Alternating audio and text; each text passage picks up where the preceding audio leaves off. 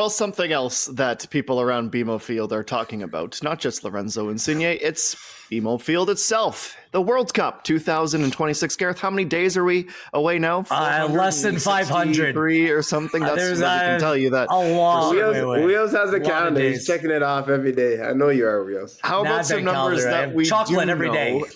As the Toronto World Cup Committee updated the media, the city, and the other stakeholders on some of the plans for the renovations at BMO Field. I'll quickly go through the heavy hits because this is about a $143 million renovation.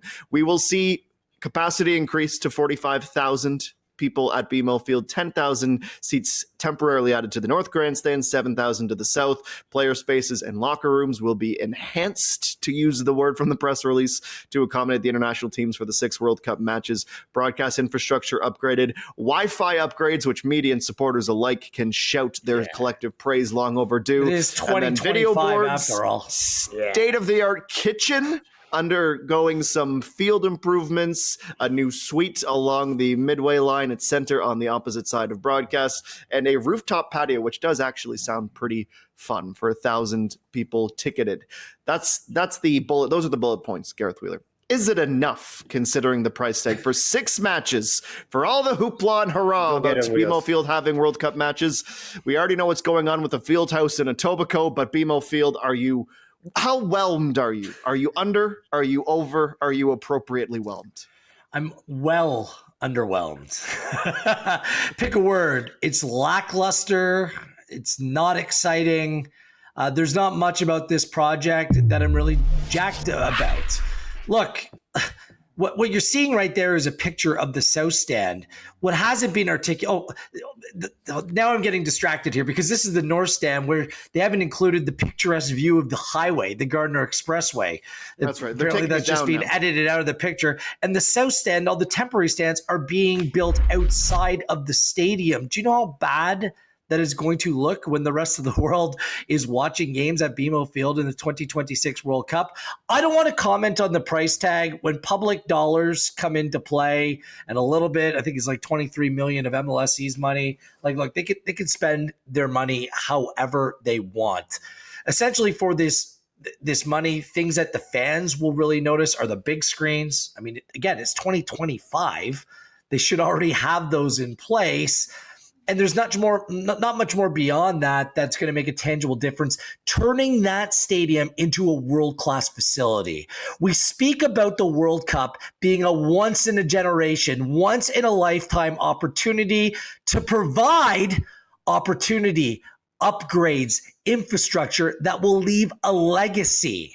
The legacy here is a makeshift BMO Field where there's been some upgrades, but in totality, it's nowhere near on the level as top stadiums across North America and the world, quite frankly, in football. They could have taken their time to build out the stadium appropriately, round it off, make it feel like you're inside a stadium, not just kind of like a temporary structure. Instead, with temporary seating and the decisions that they've made, it still feels incomplete and insufficient based upon the modern standard of stadiums. I know that they didn't want those temporary seats to come into the South Stand. In fact, I was told a year ago that the group behind these renovations asked the city of Toronto if they could alter the trajectory of that road that runs in behind the South Stand, which would have maybe impeded a little bit on the parking lot.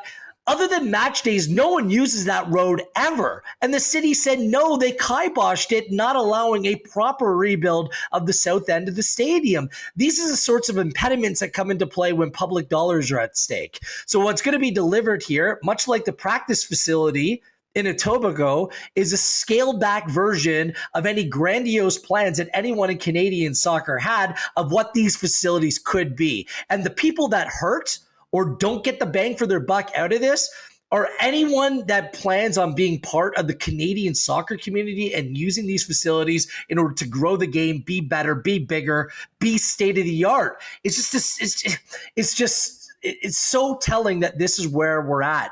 Cutting corners, we'll shine up one end and we'll just leave the rest the same. Like, it's just not good enough.